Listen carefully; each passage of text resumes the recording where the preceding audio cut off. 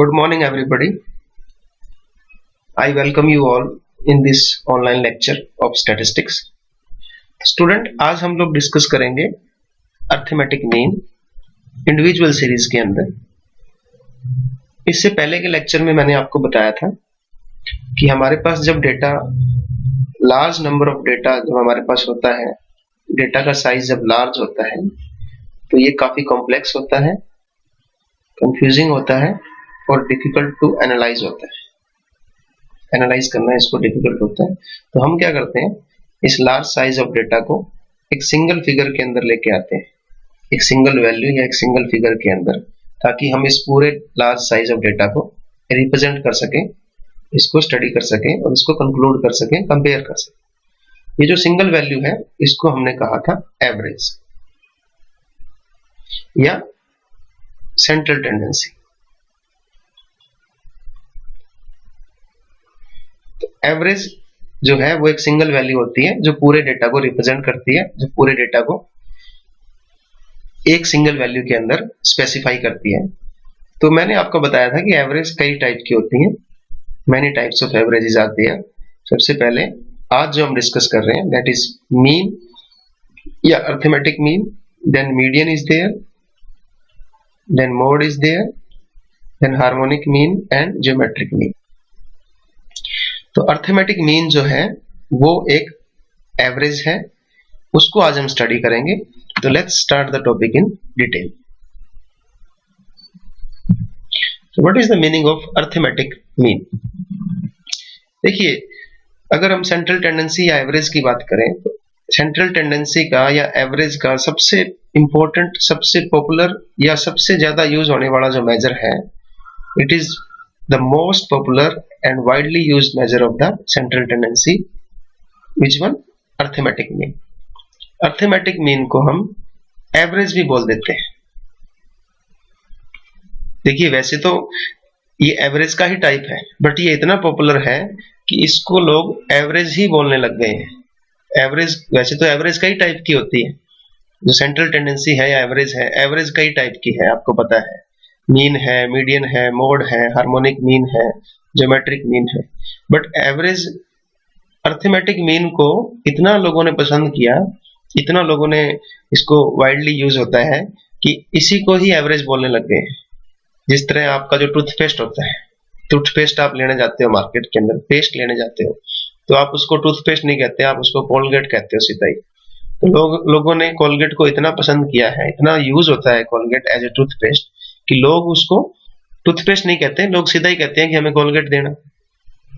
तो इसी तरह अर्थमेटिक मीन जो है वो इतना पॉपुलर है कि जब भी हम एवरेज की बात करते हैं तो इसका मतलब अर्थमेटिक मीन की बात कर रहे हैं, या यूं कह लो कि लोगों ने अर्थमेटिक मीन को एवरेज बुलाना शुरू कर दिया है।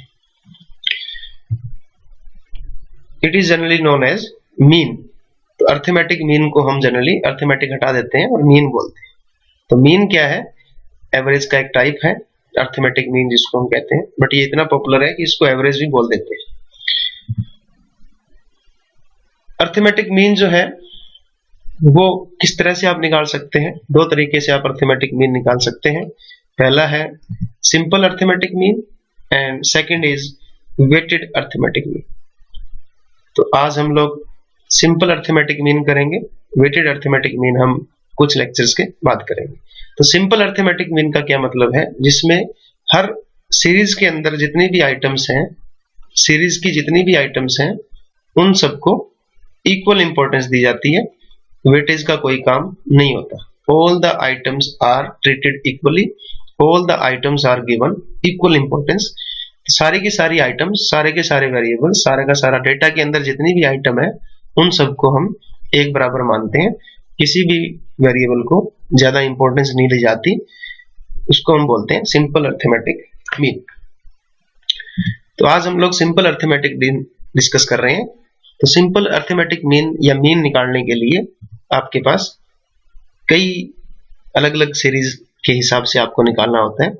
फर्स्ट इज इंडिविजुअल सीरीज होती है, फिर उसके बाद डिस्क्रीट सीरीज और फिर कंटिन्यूअस सीरीज। तो इंडिविजुअल सीरीज जो होती है जिसमें आपको सीधा वेरिएबल दिया जाता है और उसके हिसाब से आप उसको निकालते हैं। डिस्क्रीट सीरीज में क्या होता है, आपको फ्रीक्वेंसी भी दी जाती है और फ्रीक्वेंसी के साथ आपको नंबर ऑफ आइटम दी जाती है, एफ आपको दिया जाता है। फिर कंटिन्यूस सीरीज है, कंटिन्यूस सीरीज में आपको इस तरह से क्लास इंटरवल दिए जाते हैं। तो आज हम लोग इंडिविजुअल सीरीज के अंदर जब आपको सिंपल सीधा डेटा दिया जाएगा उसमें कैसे आपने मीन निकालना है उसको डिस्कस करेंगे। डिस्क्रीट और कंटिन्यूस सीरीज को हम नेक्स्ट लेक्चर में डिस्कस करेंगे। तो how to calculate simple arithmetic mean in the individual series. तो सिंपल अरिथमेटिक मीन जब आपको इंडिविजुअल सीरीज में निकालना हो तो उसका जो दो मेथड है उसके, सबसे पहला मेथड है डायरेक्ट मेथड। हम क्या कर रहे हैं, हम सिंपल अरिथमेटिक मीन निकाल रहे हैं। सिंपल अरिथमेटिक मीन सबसे पहले हम इंडिविजुअल सीरीज में निकाल रहे हैं। तो उसके अंदर आपके पास दो मेथड है, डायरेक्ट मेथड और शॉर्टकट मेथड। सबसे पहला मेथड हम डिस्कस कर रहे हैं, डायरेक्ट मेथड। तो द फार्मूला इज, ये जो आपका है इसको हम बोलते हैं मीन या average. This is called mean,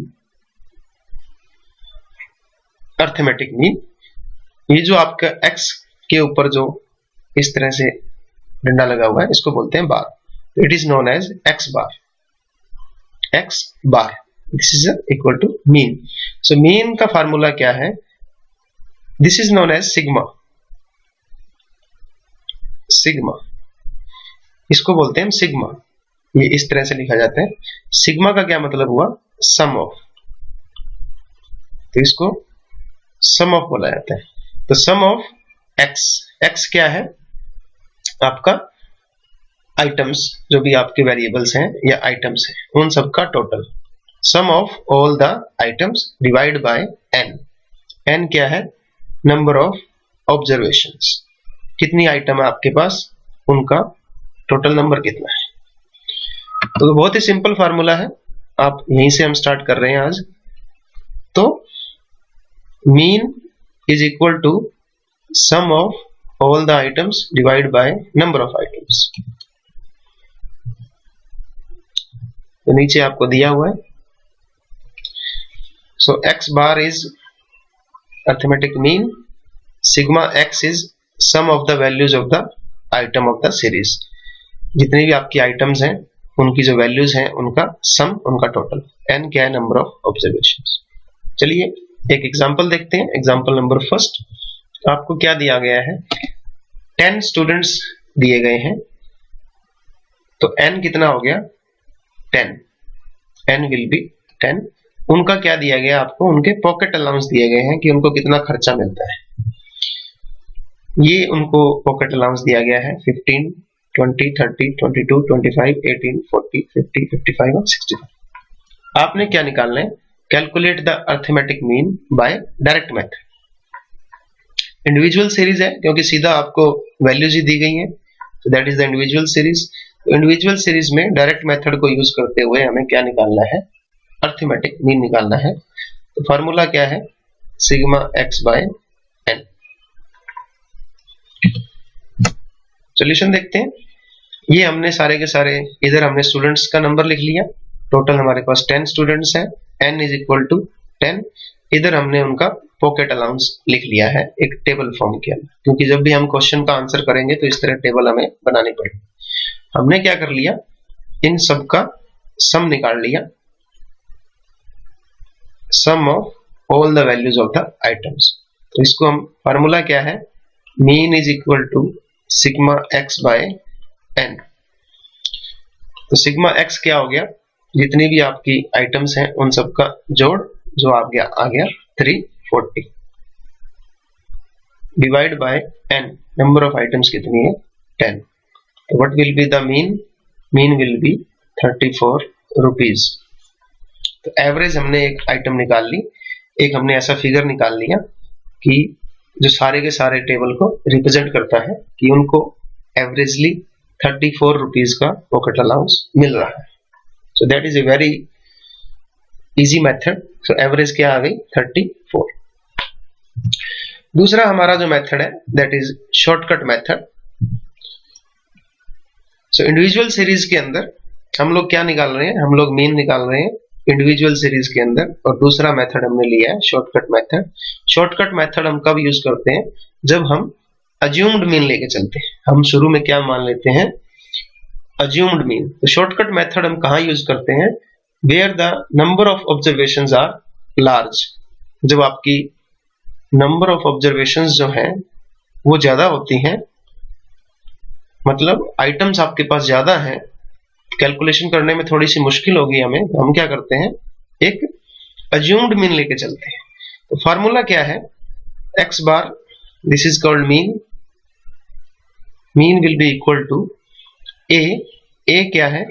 assumed mean. आप अपनी जो सीरीज है उसमें से एक जो बीच की आइटम होती है, मोस्ट लाइकली जो बीच की आइटम होती है, जो सेंटर में होती है, उसको हम क्या मान लेते हैं? एक बार मीन मान के चलते हैं उसको, that is called assumed mean. ये आपका हो गया sigma, that is called sum of, किसका सम? डी क्या है? Deviation, deviation from assumed mean, कि अज्यूम्ड मीन से कितनी दूर है आपकी x आइटम। तो x minus a will be known as deviation.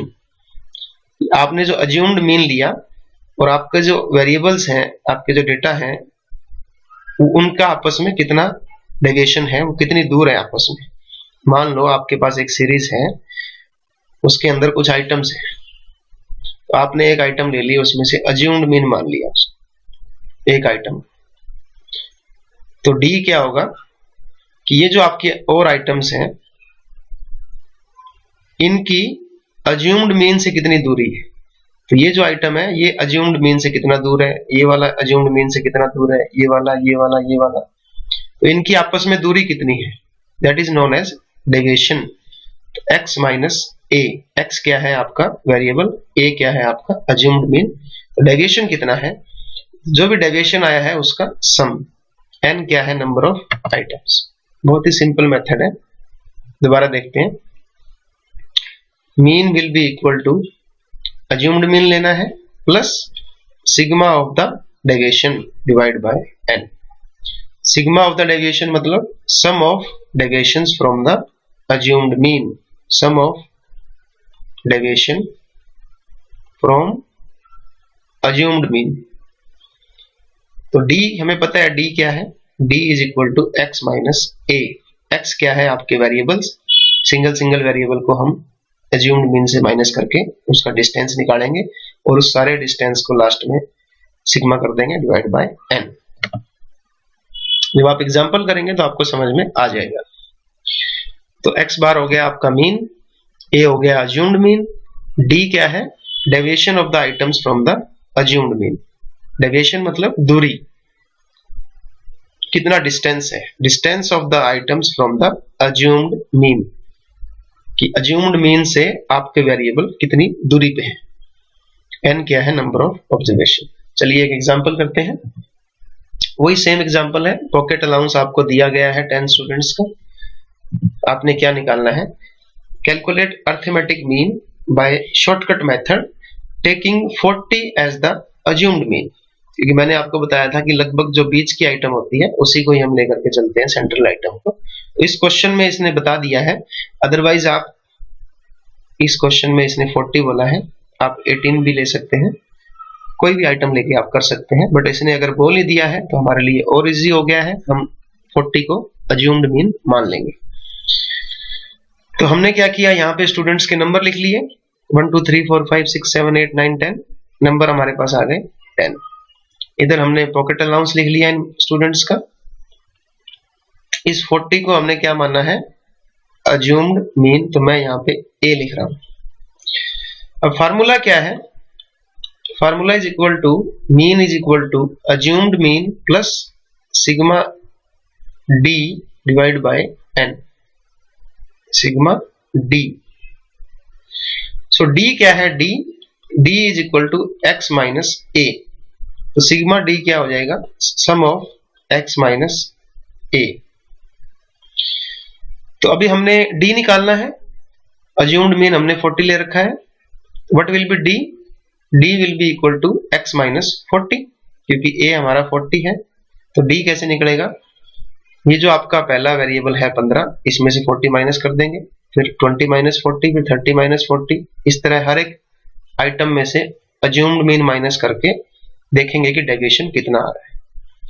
तो ये आपका हो जाएगा 25, ये आपका हो जाएगा 20, ये 10, ये आपका हो जाएगा 18, ये 15, ये आपका 22, then this will be 0, then this will be 10, this will be 15, and this will be 25। ये जो हमने माइनस लिया है इसके आगे माइनस का निशान भी लगा देंगे। क्लियर है? तो इसको सारे को हमने सिग्मा डी करना है, इन सारों का हमने क्या करना है, टोटल कर लेना है। ये कितना आ जाएगा, -60। तो हमारा सिग्मा डी कितना आ गया, -60। तो क्या अब हम निकाल सकते हैं, मीन निकाल सकते हैं। फार्मूला क्या है, x bar is equal to a plus sigma D divide by n। Assumed mean है आपका 40, सिग्मा डी है -60 और n है 10। तो इसको जब सॉल्व करेंगे तो ये -6 हो जाएगा, ये आ जाएगा 34। तो वही सेम जो हमने पहले निकाला था वही सेम इसमें आया है। इसमें हमने किया क्या है कि एक अज्यूम्ड मीन ले लिया है और अज्यूम्ड मीन के बेस पे हमने क्या निकाल दिया, अर्थमेटिक मीन को सॉल्व कर दिया है। So these are the two methods for calculating arithmetic mean in the individual series. ये फार्मूला आप याद रखेंगे। और जब आपका डायरेक्ट मेथड होता है तब कौन सा फार्मूला लगेगा, sigma x by n। These are the two methods, आपने इनको याद करना है। आप जब बार बार इनको याद करेंगे तब आपको बहुत ही जल्दी ये सब याद आ जाएगा। So this was all about arithmetic mean in the individual series. अगर आपको कोई भी डाउट हो प्लीज आप मुझसे पूछ सकते हैं। नेक्स्ट लेक्चर में हम करेंगे अर्थमेटिक मीन को डिस्क्रीट सीरीज में कैसे कैलकुलेट करते हैं।